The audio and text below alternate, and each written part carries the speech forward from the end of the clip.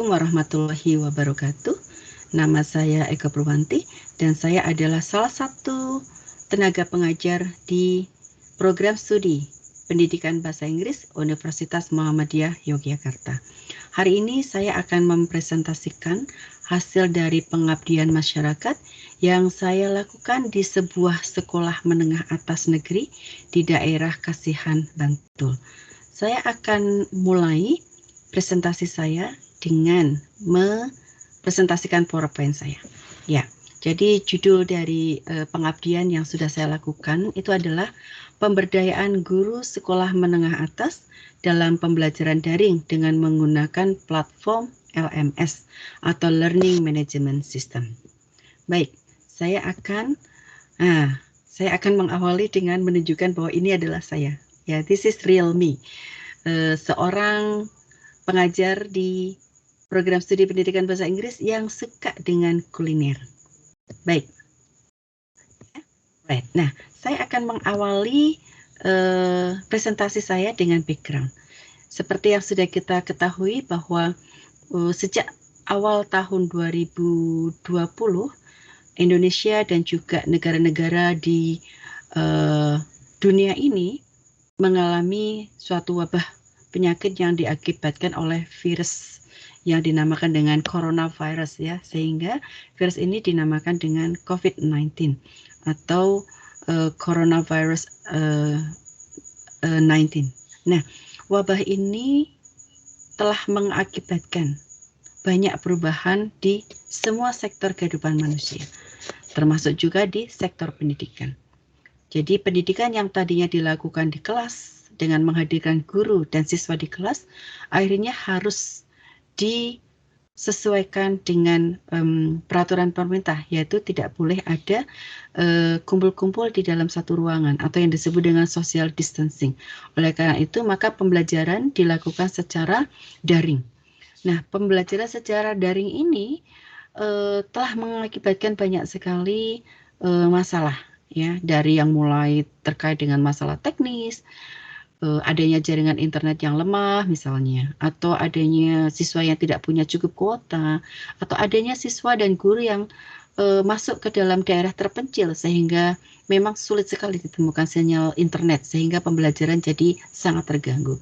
Dan selain itu, pembelajaran online ini atau pembelajaran daring ini juga telah menimbulkan masalah yang lainnya, yaitu di dalam proses belajar mengajarnya.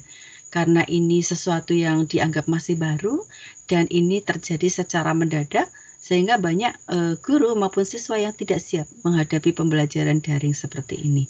Nah, banyak dari guru yang kemudian menggunakan platform yang menurut mereka sangat mudah untuk digunakan, ya, dari yang mulai sangat mudah untuk digunakan sampai yang mungkin lumayan complicated, ya.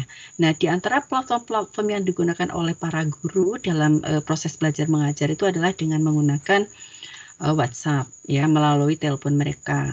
Kemudian mereka juga ada yang menggunakan Google Classroom dan ada yang juga menggunakan Google Meet untuk video conference-nya, ada yang menggunakan Zoom, dan ada juga yang menggunakan Microsoft Teams, atau bahkan mungkin ada yang menggunakan Skype, ya. Nah, dari pembelajaran yang sangat bervariasi ini, tentu saja kadang-kadang menimbulkan masalah, yaitu monitoring akan susah dilaksanakan. Kenapa? Karena pembelajaran dari para guru yang ada di sekolah itu tidak standardized atau tidak standar. Nah, masalah inilah yang saya temukan di suatu sekolah menengah atas negeri di daerah Kasihan, Bantul. Jadi berawal dari pembicaraan dengan para guru yang mengajar di sekolah tersebut bahwa ternyata pembelajaran di sekolah tersebut itu masih dilaksanakan sesuai dengan kenyamanan gurunya masing-masing. Belum ada platform pembelajaran yang standar, sehingga antara guru satu dengan guru yang lainnya mungkin menggunakan platform pembelajaran yang berbeda-beda. Dan juga akibatnya adalah antara siswa satu dengan siswa yang lainnya itu mendapatkan pembelajaran yang belum begitu standar dari sekolah itu. Nah, terkait dengan masalah yang muncul di sekolah tersebut, maka saya dan teman saya itu muncul ide atau gagasan untuk membantu sekolah tersebut memperbaiki proses pembelajarannya, yaitu dengan menggunakan learning management system yang standar. Nah, kemudian apa yang kami lakukan?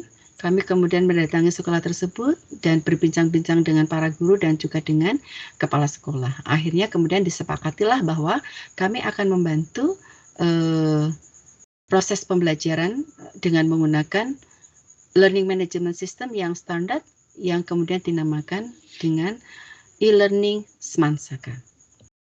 Nah, metodologinya bagaimana? Ini yang kami lakukan ya. Jadi pertama-tama kami menginisiasi program dengan cara melakukan need analysis kepada guru-guru sekolah tersebut dan juga kepada pimpinan sekolah tersebut.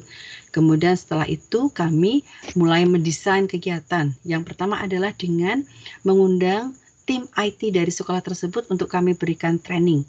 Jadi pada bulan Juli kami mengundang 3 tim IT dari sekolah tersebut dan kemudian kami training.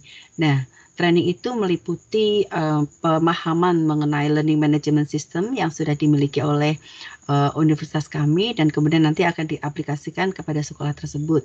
Nah, selain itu kami juga memberikan bekal-bekal yang dasar sehingga nanti para tim IT tersebut bisa membantu guru dalam mendesain pembelajaran daring melalui LMS.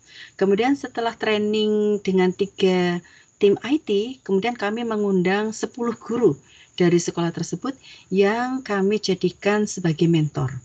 Nah, 10 guru ini kami training bagaimana mendesain suatu mata pelajaran di learning management system mereka, yaitu e-learning Semansaka. Nah, setelah ketemu dengan 10 orang guru ini, kemudian kami mengundang seluruh guru dari sekolah tersebut untuk di-training. Bersama-sama dibantu oleh 3 tim IT dan 10 guru mentor tadi itu.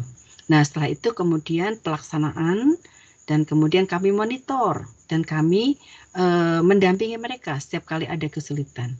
Dan kemudian akhirnya dari kegiatan ini kami melakukan pelaporan baik kepada pihak sekolah maupun kepada pihak UMY selaku pemberi dana dari kegiatan Abdimas ini.